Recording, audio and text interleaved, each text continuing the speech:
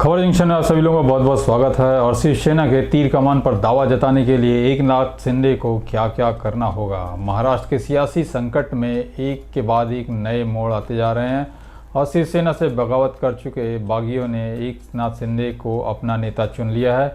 कुछ जानकार मान रहे हैं कि शिंदे की नज़र सरकार के साथ साथ शिवसेना पर भी है और वो पार्टी के चुनाव चिन्ह पर अपना दावा ठोकना चाहते हैं। तो आइए समझते हैं कि कोशिश करते हैं कि अगर शिंदे तीर कमान चाहते हैं तो उन्हें क्या क्या करना पड़ेगा और कहाँ ठोका जा सकता है चुनाव चिन्ह पर दावा। तो आपको बता दें, चुनाव चिन्ह राजनीतिक पार्टियों की विशेष पहचान बन जाती है और उन पर दावों को लेकर कई पार्टियों के बीच विवाद हो चुके हैं। तो अगर किसी मान्यता प्राप्त दल में कोई फूट होती है तो उस पर अधिकार को लेकर चुनाव आयोग the election symbols reservation and allotment order जो है वो 1968 के कानून के तहत फैसला करता है। ऐसा तब होता है जब विधानसभा का सत्र ना चल रहा हो और सत्र के दौरान यह अधिकार स्पीकर के पास चला जाता है। तो आयोग कैसे तय करता है इस चीज़ को। तो अगर चुनाव चिन्ह पर दावे का मामला चुनाव आयोग के पास पहुंचता है तो वो पार्टियों में वर्टिकल बंटवारे को देखा जाता है और इसका मतलब है कि पार्टियों के जनप्रतिनिधियों के साथ साथ संगठन में पदाधिकारियों के समर्थन को भी देखा जाता है। उसमें मतलब कितने ज़्यादा समर्थन है, किसको ज़्यादा बहुमत है, मतलब और भी चीज़ें भी देखी जाती हैं इसमें। तो पार्टियों के जैसे पार्टियों के सांसद हो गए, विधायकों, पदाधिकारियों की सूची निकाल कर यह देखा जाता है कि उनमें कितने लोग समर्थन किस गुट को दे रहे हैं, यानी उनमें जो दो गुट हो चुके हैं। तो कुछ परिस्थितियों में विधायकों और सांसदों के बहुमत के आधार पर फैसला लिया जाता है इसमें। तो जिसका जिधर बहुमत होता है तो वहीं पर उसको सिंबल्स दिए जाते हैं।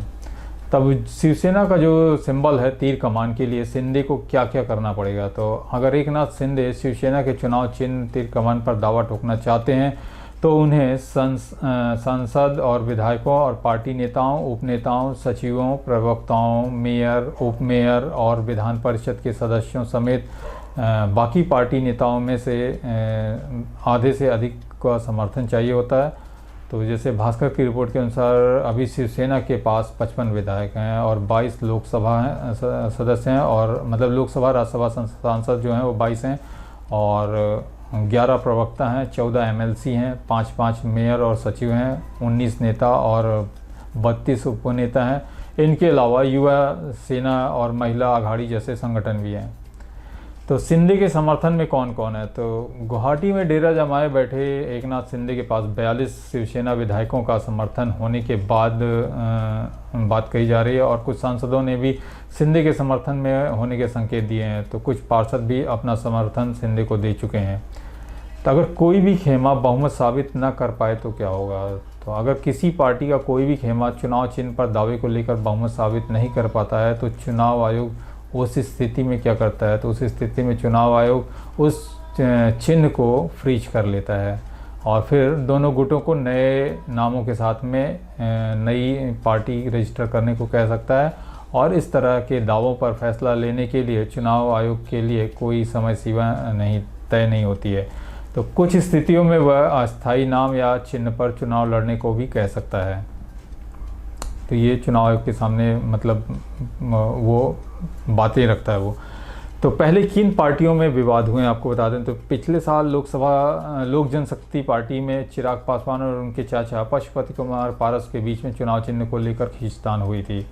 और 2017 में VK शशिकला और पनीर सेल्वन में AIADMK के चुनाव चिन्ह को 2 पत्ती पर अपना दावा ठोका, तो इससे भी फ्रीज कर दिया गया था। और वहीं उत्तर प्रदेश में समाजवादी पार्टी के सत्ता में रहने के वक्त भी अखिलेश यादव और उनके पिता मुलायम सिंह यादव के बीच में भी चुनाव चिन्ह को लेकर विवाद हुआ था। तो ये विवाद अक्सर कहीं न कहीं किसी तरीके से एंगल में खींचातानी बनी जाती है। तो अपनी पार्टी में बगावत और सरकार पर मंडराते खतरे के बादलों का सामना कर रहे महाराष्ट्र के मुख्यमंत्री उद्धव ठाकरे ने बागियों को चुनौती दी है।